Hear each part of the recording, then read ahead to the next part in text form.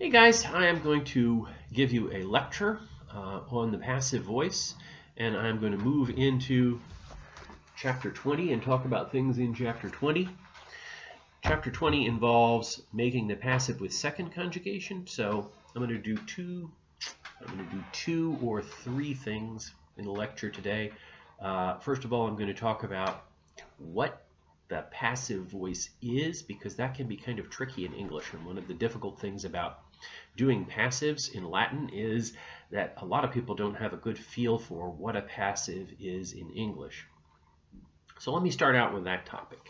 Okay, remember that in the active voice, which is the normal voice that you're used to using in Latin and in English most of the time, the subject is the doer of the action, and the verb is the action being done, and the direct object is the receiver of the action. Not the receiver of the direct object, but the receiver of the action. So, for example, if you say, the king sees the queen, the king is the subject. He's doing the seeing, right? Sees is the verb, that is the seeing itself, the action itself, and the queen is the direct object. She's the one being seen. What the passive voice does is it inverts all of that. So what the passive voice does is it takes the direct object, the one who receives the action, and it makes the direct object the subject. But it also takes the verb, and the verb, rather than the action, conveying the action that's being done to the direct object, it conveys the action that's being done to the subject. So the subject, rather than being the actor, is the one acted upon. The subject is the one who's receiving the action rather than doing the action, which is the opposite of the way that active is. So if you say, the king sees, that's active because the king's doing the seeing. And if you say, the king is seen, then you've made it passive, because now the king isn't doing the seeing, he's receiving the seeing.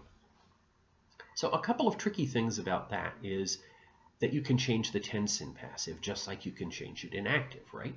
So you can say the king sees, and you can say the king is seen. That would be present tense. You can say the king used to see, or you can say the king used to be seen, right? You can say the king will see, or you can say the king will be seen.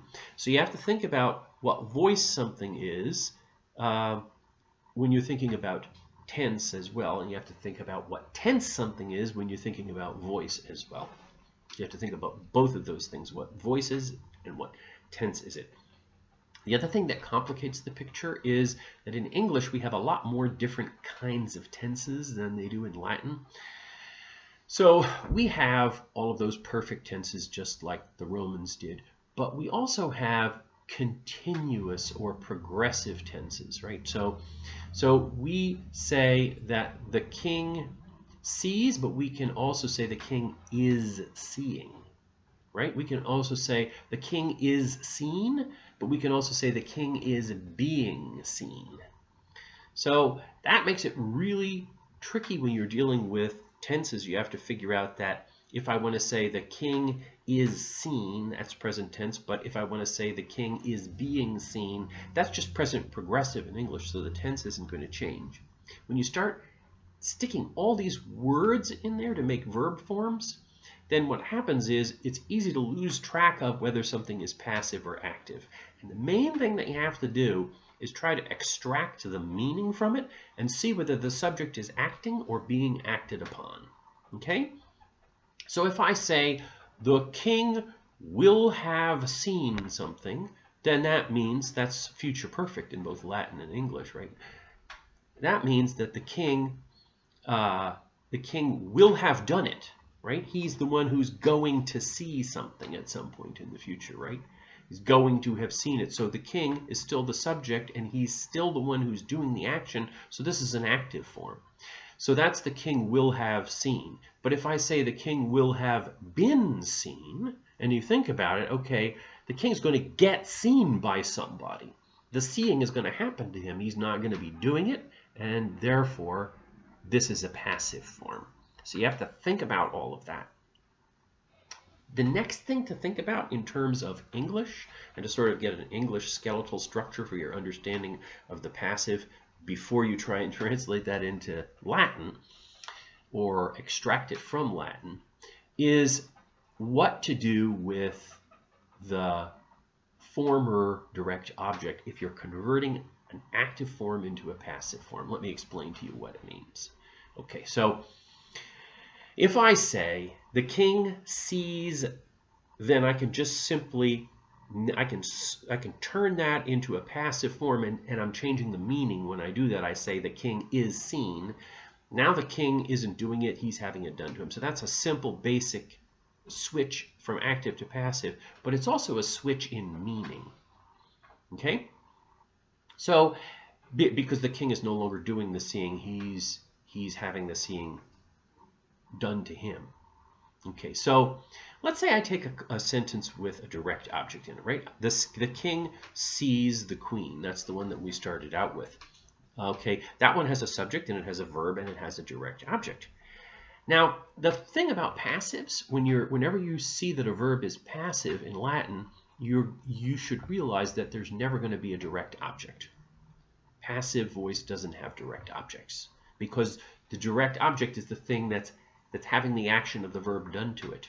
And in a passive form, that's the subject now instead of being the direct object. So you're never going to have a direct object, but you can sort of express what's missing in the whole sentence by using in Latin what's called the ablative of personal agent. And it's a prepositional phrase in English as well. So let me explain to you what that means. So if I say the king sees the queen, and I want to turn that whole thing from an active form into a passive form, then I need to take my direct object, right? Because who's being seen, right? The king is seeing the queen.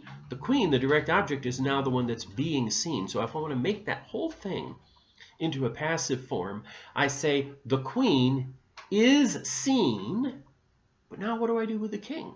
I can't have a direct object, right? So I say the queen is seen by the king. And I put what used to be my subject in the active form into a prepositional phrase. And in Latin, that is going to be what we call the ablative of personal agent. And that's what I'm going to talk to you about next. Okay, so, but get that pattern down in your head. You can say the boy won the game. Then you can say the game is won by the boy. And you can do that in any tense, right? You can say the boy will win the game. The game will be won by the boy. So you're inverting it and you're putting the former subject of the active form into that prepositional phrase. Okay, so in Latin, and now this is where I'm starting on chapter 20. In Latin, that's called the ablative of the ablative of personal agent.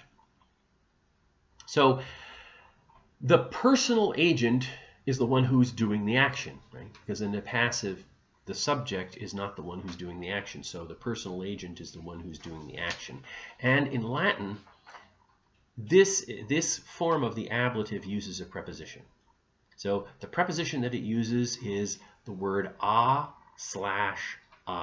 You can see this on page 140 if you look on it. What do I mean by a/ab? Well, what I mean is there are some words in Latin, just as there are some words in English, that take one form if the next word, the word after them, starts with a vowel or if it starts with a consonant. So the easiest one to think of, maybe it's the only one I can think of at the moment, is the word right? If I say a bear or a banana, then it's just a, right? But if I want to say apple, I don't, although you'll hear people say this sometimes, I don't say a apple, I say an apple. So the word has two different forms. One form for how it's written and pronounced if it's before a consonant, and one for how it's written and pronounced if it's before a vowel, right? So a banana, an apple. It's the same thing with a and ab, right? So if you want to say by the Father, and remember this is a preposition, Prepositions take cases. This preposition always takes the ablative. You can remember that. A-B, ablative, right? So if you want to say by the Father, like somebody is seen by the Father, then you're going to say you're going to say a patre, because a is the form of the word before a consonant. If you want to say by the friend, that's amicus, amici, right? That's second declension. So to put that in the ablative, it's going to be amico, but you're not going to say amico, because amico begins with an A, it's a vowel, so you're going to say amico, by the friend. All right, so let's take a simple sentence, all right? Let's try the sentence that we just used about the king seeing the queen, but yet let's use love because it's first conjugation. We haven't talked about first conjugation in the passive yet. All right, so how does this work? If I want to say the king loves the queen, I say rex amat reginam, and I put reginam in the accusative case, of course. So rex is in the nominative case. It's singular, rex amat reginam. Okay, that's active. The king is doing the action, and the queen is the direct object, and she's receiving the action. So what about if I want to flip it around? What about if I want to say the queen is seen by the king? Okay, then obviously, even though it's passive, the queen is going to go into the nominative case, right? Because she's still the subject, even though the passive makes the subject the receiver of the action rather than the doer of the action. So I'm going to, if I want to say the queen is seen by the king, queen is going to go in the nominative. So it's Regina. Now instead of amat, that means the queen sees. I want to say the queen is seen. So I want to put that in passive in the same tense and the same number and the same person. So I'm going to put that, I want to say Regina instead of Regina amat, I want to say Regina amatur. Okay, and if your head is spinning around and you have a lot of trouble thinking about how to convert actives into passives, and you're not very good with your passive paradigms, then the simplest thing, rather than fishing through all the chapters, is to turn to page 447. Okay. 447, you've got the verbs right in front of you, okay? If you look at them, they use voco, which is call, rather than amo, which is love, right? But that's okay. And so you can see, if you look on the page, that voco, that's first person singular for I, call, becomes vocor, okay? That's I, but remember when the queen is doing something, the queen is a he, she, or an it, so the queen is going to be third person singular. So if it was the queen calls, it would be Regina vocat. In this case, we have Regina amat. But if you look over to see the third person singular passive form, which is going to be in the paradigm right next to the active paradigm, so you can see them together, it's amatur. So Regina amatur. So now instead of saying the king loves the queen, I'm saying the queen is loved. You got to get the tense. It's got to be the same, right? It can't be amabatur or something like that. It's got to be Regina amatur. And now I want to express the former subject. The former subject in the active form was the king. He was doing the action. Remember, so I'm changing the king loves the queen into the queen is loved by the king. And now I've got the queen is loved, Regina amatur. So I want to use a or ab with rex. Rex is third declension. It's not an I stem, masculine, feminine. So I'm going to use the ablative singular. So it's going to be the word is in Emily's ear, so it's going to end in an E. Rex regis becomes rege. So, and I'm not going to say ab rege because I'd only use AB before a vowel and R is a consonant. So I'm going to say a rege. So my whole sentence is Regina amatur a rege. The queen is loved by the king. Now I have turned a sentence inside out. I've taken an active sentence and I've expressed the same thing as a passive. Okay, one more thing. I'm not going to talk about predicate accusatives because that's needlessly complicated, I think. But one more thing I'm going to talk about, you might want to take a look at word study on page 111 because that's important how, you know, in English we have words like turn and then we have words like return, which are built off of the word move and remove. And they have words like that in Latin too. So it talks about some of those words there. But I'm just going to talk about second conjugation. Remember, second conjugation has E's, where first conjugation has A's. This is the verb conjugation. So amo, amare, amavi, amatum, 4 principal parts. That's your first conjugation. That means love. If you want to say warn in Latin, it's moneo, monere, monui, monetum. Okay, those are the 4 principal parts of warn. And you see that the difference is it's amo, but it's not mono, it's moneo. And it's amare, in the A-R-E, in the second principal part, but monere, long E with a macron over it, R-E, in the second principal part. So you can recognize second conjugation by E-O instead of O in the first principal part, and long E-R-E in the second principal part. That's how you can recognize that it's a second conjugation. And in second conjugation, instead of going amo, amos, there's my A, right? Amat, right? Mamus, you go, this is the active, you go moneo, mones, monate, monemus, like that. You're using E's before the ending instead of A's. And if you take a look at second conjugation, you'll see that it's pretty much what you would expect. Okay, if you want to make the passive of amo, right? We're starting amo is active. You want to just start doing it in the passive. You go amo becomes amor. Ris, tur, mor, mini, intur. Remember those endings? Okay, those are the basic passive endings. Ris, tur, mor, mini, intur. So instead of amo, we start with amor, and then we switch to A's. Amor, amaris, amatur, amamur, amamini, amantur. Okay? For second conjugation, it's very similar. We start out with moneo, right? I warn, and then we want to say I am warned, so we say moneor. There's my R, ris, tur, mor, mini, intur. And then instead of saying monaris, we say moneris. We use E's. So instead of amor, amaris, amatur, it's moneor, moneris, monetur, monemor, monemini, monentur. And instead of amabar, amabas, it's monebar, monebas, like that. You can see all of this on page 109, and it's very straightforward. Instead of amabor, amaberis,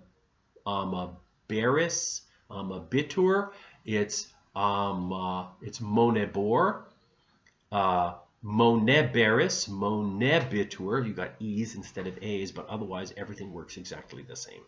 And remember, whenever you get into perfect and future perfect and pluperfect, everything is always going to work the same in every single Latin verb. Doesn't make any difference what conjugation it is. So once you know how to do one of them, you know how to do all of them. Okay, so I hope that you find all of this understandable and not too confusing and miserable. And I look forward to seeing you again soon.